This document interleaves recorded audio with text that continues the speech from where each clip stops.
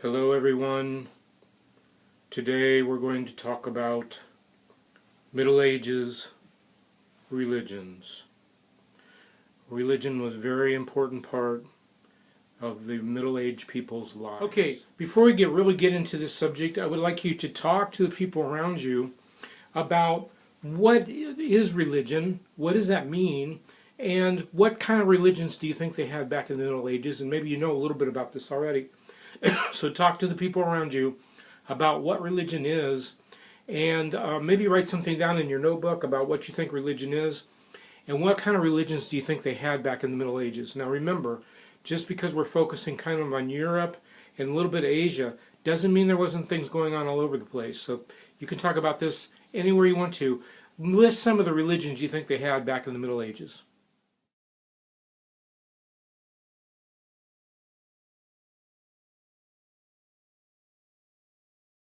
Okay, the Middle Ages religions. Of course, we have Christianity, who are people that follow the teachings of Jesus Christ. And we have Islam. And those people follow the teachings of Muhammad. They have lots of things in common. They have lots of differences. So we're going to talk about Christianity first, because in the West, in Europe, Christianity was very influential, very much interwoven with the government, the kings and queens, the royalty, the nobility, even the common people. The church was very, very important to them.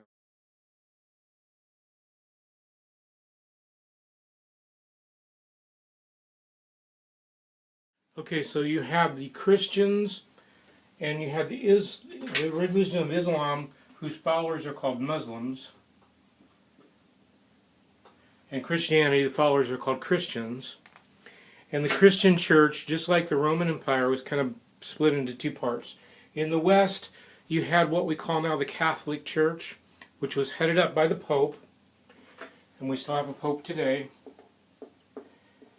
And in the East, you had the Byzantine Church, or the Greek Orthodox Church, who was headed up by a guy named the Patriarch of Constantinople. Now those two churches had split apart because originally the West had said, yes, the Pope is the leader of all Christians in the world, and the East said, no, it's our Patriarch. So they had a split. They have still had a lot of things in common, but they didn't agree on everything. The Islamic people were from a different part of the world, but they were followers of Muhammad, who came along right at the beginning of the Middle Ages. And those followers were called Muslims, and all these groups, the Christians and the Islamic people, or the Muslims, believed in one God, and they did not believe in a whole bunch of gods like the Romans, the Greeks, and other pagan societies.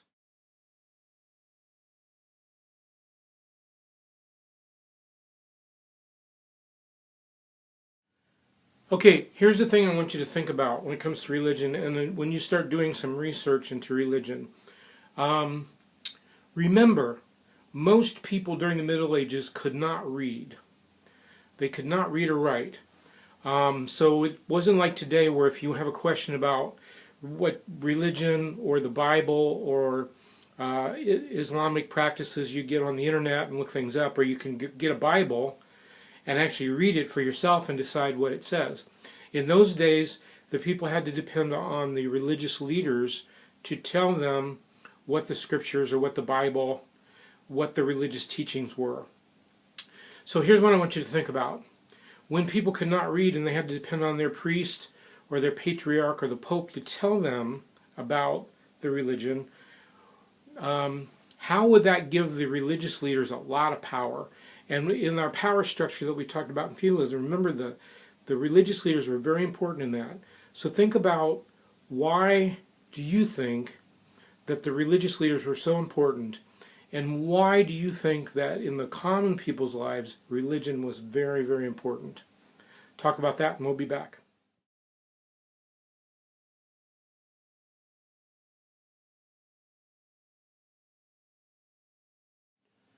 I hope you've enjoyed our little discussion about religions during the Middle Ages. I've written some other terms up here that are pretty important that you may want to do some further looking at. and some more research. So we got Justinian, who was the emperor of the Byzantine Empire. We've got patriarch, pope, manuscripts, and especially in the Middle Ages, remember we didn't have printing presses, we didn't have computers, we didn't have printers, so anything that was going to be read had to be written out by hand. So manuscripts were written out by hand, copied by hand. Sometimes it would take a person's entire life to copy. That's what they did. And they drew some beautiful illustrations and some beautiful, what we call calligraphy, which is handwriting. Cathedral, you need to find out what that is. A mosque, a priest, monks, those are all terms that you could look at for further study about religion in the Middle Ages. And so hopefully this has been helpful. Remember to keep learning.